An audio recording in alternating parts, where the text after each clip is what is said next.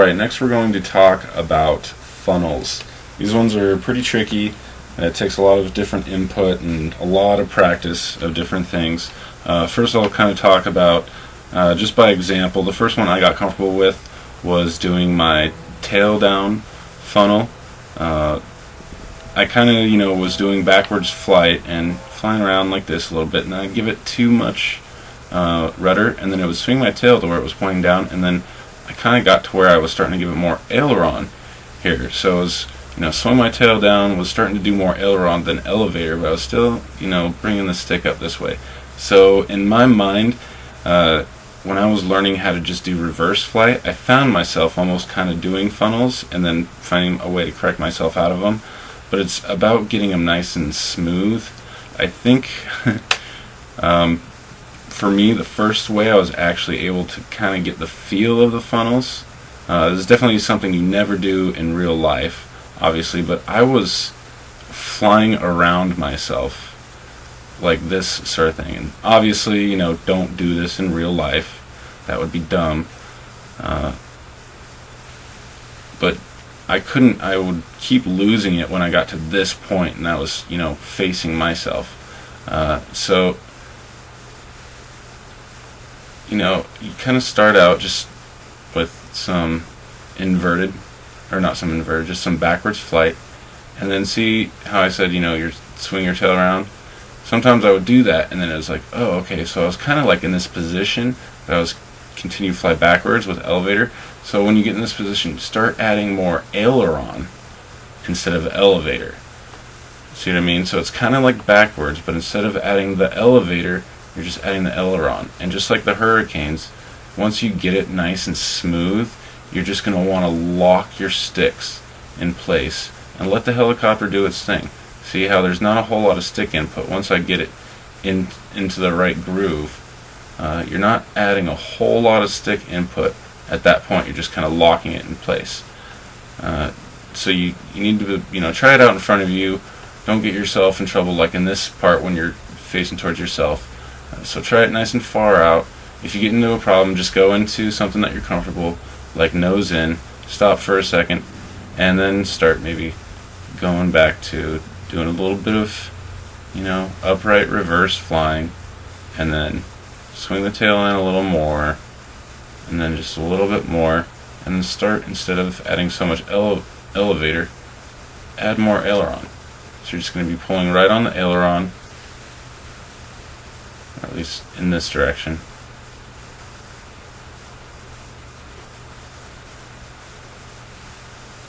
I'm going to go this way. See? Tail down. And then same thing with trying to go the other direction. Get yourself to where you're flying, just in reverse. Swing that tail around and start substituting the elevator for aileron. So you want to be able to, get these funnels going in both directions if you can. Some people are fine just going in one direction. They don't mind, being sighted and just going one way. It's not bad. A lot of people aren't even going to notice if you're just doing your tail down funnels in one direction. But, if you really want to be a little bit more versatile in it, just try to get yourself to where you can do figure eights or something. See, I'm actually not as comfortable going in this direction, so I'm a bit sighted with my funnels, but once I get into the groove of them, I can get them going okay. So you definitely don't do that in real life.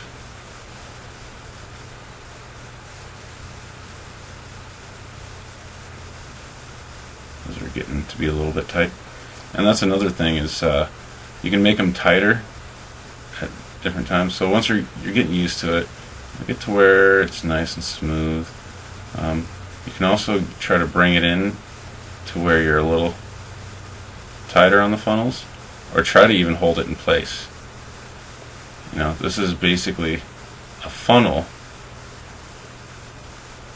but you're just doing it really tight. Or you can spread it out like that. So yeah, these funnels, you know, you just will kind of come to them by accident with your regular flight, and when you're practicing with your really nice smooth hurricanes and bank turns, you find yourself, oh, you got the tail down, and then just start working with it, you know, start working with the tail down, and then try to get to where you can get as upright as possible with the funnels. And then those extremely upright funnels look really nice and sweet. But it's going to take a little bit more correction. To lock it in, you'll have to get it like almost 45 degree. And there's going to be, for the tail down, there's more work on the right stick. You're going to be inputting more of this and less, like, little input on the rudder, because you're still correcting with the rudder quite a bit.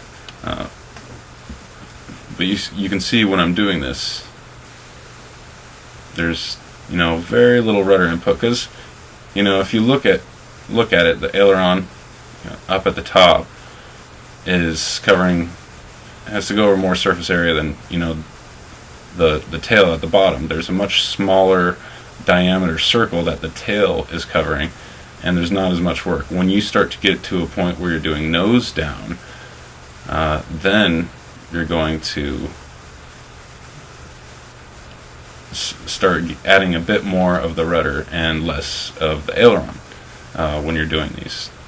So just keep practicing with them, get them going in front of you, and if you have to, not in real life but on the simulator, it helped me to just kind of go around myself just to get the feel of getting it locked in, and then it's just basically doing that and getting it far enough out there so that you don't go around yourself, you just go in front of yourself, just like that.